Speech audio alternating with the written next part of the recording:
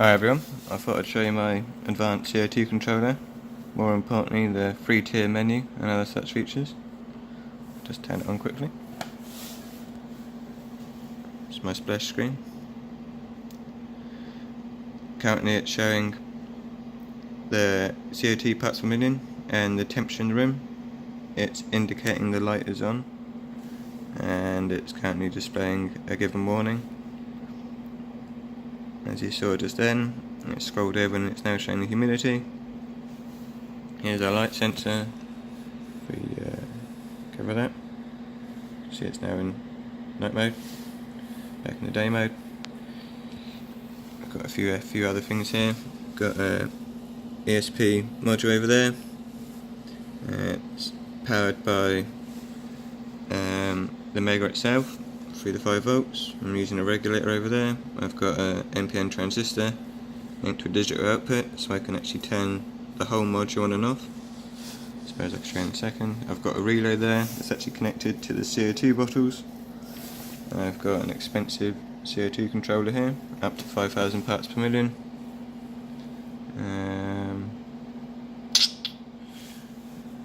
As you can see, it's got display timeout features just to stop the LED from killing itself in a matter of weeks. So let's go for it. So this is my menu. As you can see, it's mostly all graphical. I don't really want to use letters, so it can be used as many countries as possible.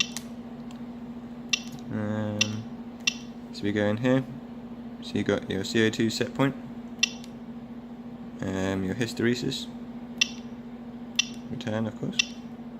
Here we have max mins, current max CO2, min CO2, max temp, min temp, max humidity, min humidity.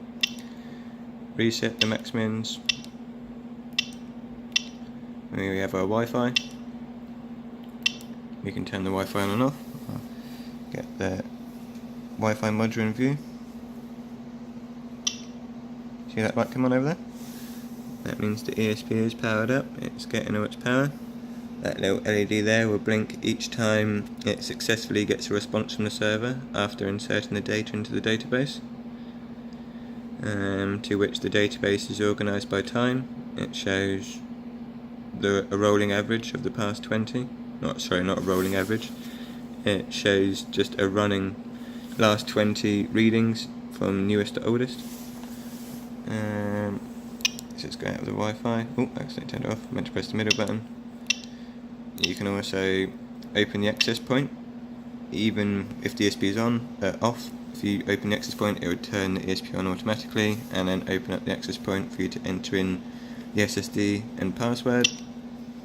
You can clear all the Wi-Fi details on the ESP, so that's your password and SSID and any history that's stored in the chip. This can also work with the ESP off. It would discreetly turn on the ESP, wipe all the settings and turn it off within 10 seconds. We've got our settings, so you can choose whether you want Celsius or Fahrenheit. You can calibrate the CO2. Now, how this CO2 sensor works, there's a fair few ways to calibrate it.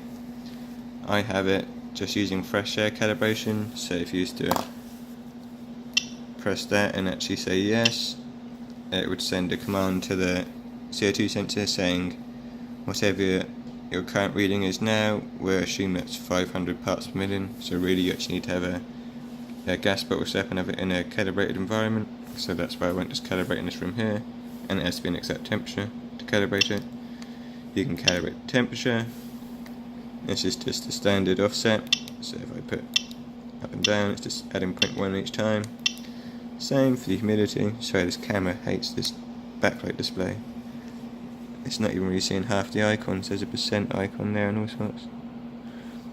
Anyway, got your screen timeout. Same as the last one. On, off, 1 minute, 5 minutes, 10. It goes up to an hour. Yep. I wouldn't want it that high though, because I know I'd cause damage to my display. So I always put it on 1 minute. Alright, so we can. This LED should actually be behind a plastic film as an X, as the company stated. So if I have that off, obviously the LED would stay off. At the moment it's currently flashing because there's a warning. It's a yellow warning, so it's a minor warning. If I put this on, there's actually an alarm to go with the flashing. There we go.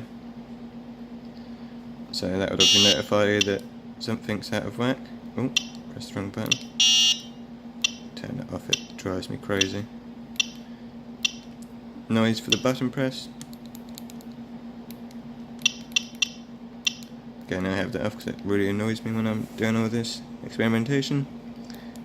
So set points for the warnings. So if you see at the top, the round means minor and that means major, the triangle, just like in a road sign. So the minor low is 900, the major low is 700, minor high is 1900, major high is 2100. And again, the LED will either flash yellow or red depending on what, if it's a major or minor. We can set the room height, room width, room length, and that does the minimum is 1 meter, I was about to say then, and then obviously it rolls over. So we'll just leave it like that. It will speed up if you hold your finger down for longer than 20 seconds, I think it was. Or was it 10? It was 10 seconds. What's this? To calibrate something, is it? Oh no. So that's a clock and the sensor interval, so that's sensor check time. So that's how often it's actually going to check if the CO2's out of range. This you put in here how many litres per minute your CO2 regulators can put out for the given gas level. That's a factory reset, hence the little factory in the reset icon. And back.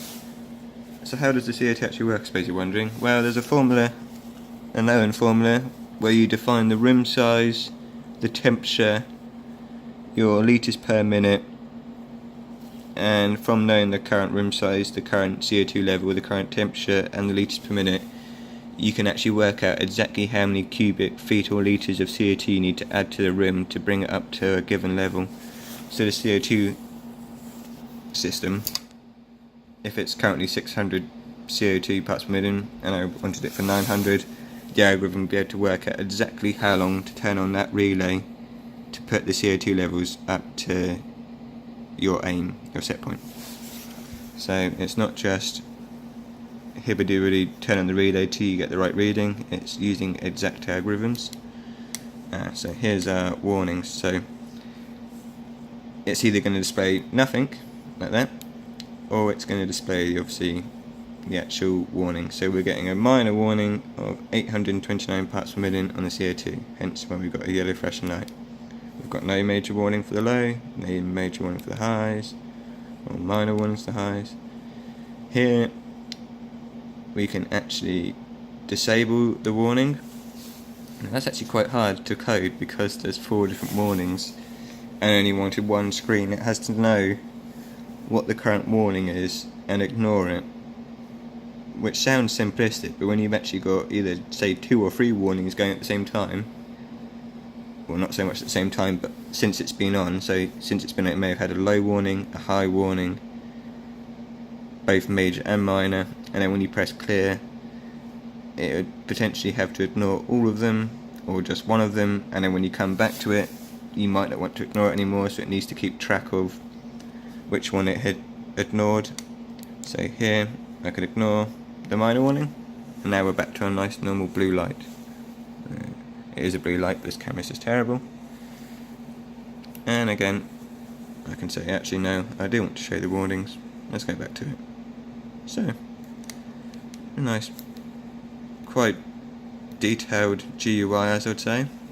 It's actually a 3-level menu in the sense that that's the first tier, and then if you go into something like the settings, that's the second row of the menu. And then you might want to go into this, which is actually the 3rd row of the menu, and you go in here, and that's actually the 4th row. So it's quite a deep menu. Potentially if you had, 10 rows, and each of those rows had 3 rows, and each of those 3 rows had 2 rows, and in those 2 rows you had an option, you'd already be at many hundreds of rows. I think this mini's already got about 86 rows. It just takes forever to code. But no, it's just a standard LED display. As I said, it's quite an advanced menu, and of course you've got your algorithms control the CO2, you've got your networking, sending all my stuff to a PHP server with a nice proper SQL database. Yeah, that's one of my current projects. Hope you like it.